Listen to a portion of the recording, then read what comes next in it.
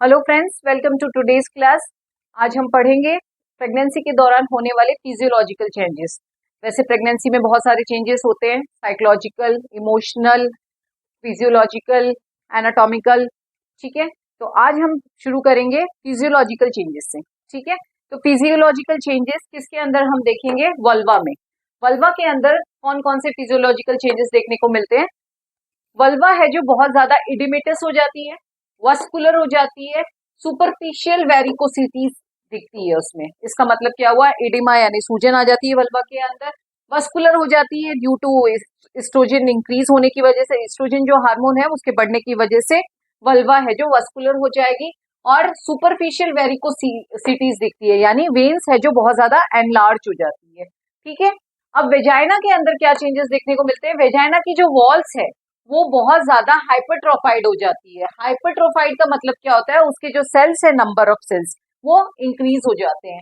ठीक नहीं, sorry, hypertrophied means जो सेल का साइज है वो इंक्रीज हो जाता है। इडिमेटस हो जाती है, मोर वस्कुलर हो जाती है। वेजाइना क्या हो जाती है? वो हाइपरट्रोफाइड हो जाती है, इडिमेटस हो जाती है और मोर वस्कुलर हो जाती है। और जो length of anterior vaginal wall है वो भी इंक्रीज हो जाती है। जैसे जैसे प्रेगनेंसी की जो ड्यूरेशन है, टाइम पीरियड है, वो बढ़ेगा, वैसे वैसे जो एंटीरियर वेजाइनल वॉल है उसकी साइज है जो इंक्रीज हो जाए, उसकी लेंथ है जो इंक्रीज हो जाएगी। ठीक है, अब इसके अंदर एक वेजाइना के अंदर एक बहुत इंपॉर्टेंट साइन देखने को मिलता है, जैक्वेमियर साइंस। ठीक है, ये कौन से टाइम में देखने को मिलता है? ये 4 to 8 वीक में देखने को मिलता है। इसको हम डस्की यू और कैडविक साइन भी बोलते हैं। इसका क्या मीनिंग होता है? इसका मतलब होता है पर्पलिश डिस्कलरेशन। वेजाइना का जो कलर है वो पर्पलिश हो जाता है। Purplish discolouration of mucous membrane of vagina. Vagina की जो म्यूकस मेम्ब्रेन होती है उसका पर्पल कलर हो जाता है, पर्पलिश डिस्कलरेशन हो जाता है। ठीक है फ्रेंड्स, नेक्स्ट है सेक्रीशन। वेजाइना से कैसा सेक्रीशन दिखता है? वेजाइना से it becomes thin and curdy white. मतलब नॉर्मल जो सिक्रीशन होता है वो हमने पहले पढ़ा था कि वो हल्का सा येलोइश कलर दिखता है, लेकिन अभी जो इसके क्लियर एंड येलोइश कलर दिखता है। लेकिन जब जैसे जैसे प्रेगनेंसी का टाइम ड्यूरेशन बढ़ता है वैसे वैसे उसका कलर कैसा हो जाता है? कर्डी वाइट हो जाता है। और वो उसका जो सिक्रीशन है वो थिन हो जाता है। क्यों हो जाता है? Due to exfoliated cells and bacteria. जो स्किन के निकलने की वजह से, डेड स्किन के निकलने की वजह से जो सेल्स होते हैं वह उसकी वजह से और बैक्टीरियाज की वजह से सेक्रीशन का कलर कैसा हो जाता है? कर्डी व्हाइट कलर हो जाता है।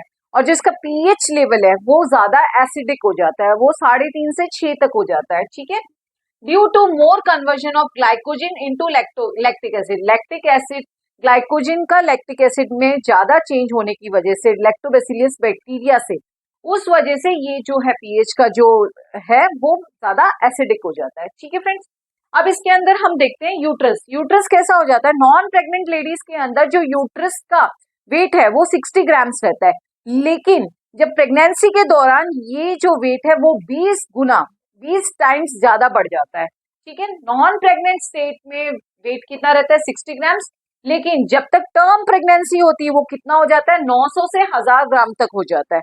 ठीक है, और इसकी लेंथ है जो 7.5 सेंटीमीटर रहती है नॉर्मल में, लेकिन जब तक प्रेगनेंसी एट टर्म पहुंचती है तब तक इसकी लेंथ कितनी हो जाती है? 35 सेंटीमीटर। ठीक है फ्रेंड्स, और इसकी जो कैपेसिटी है वो भी कितनी बढ़ जाती है? वो 500 से 1000 टाइम्स ज्यादा बढ़ जाती है। जैसे जैसे बेबी वेट बढ़ेगा वैसे वैसे इसकी भी कैपेसिटी जो है यूट्रस की वो कितनी हो जाएगी?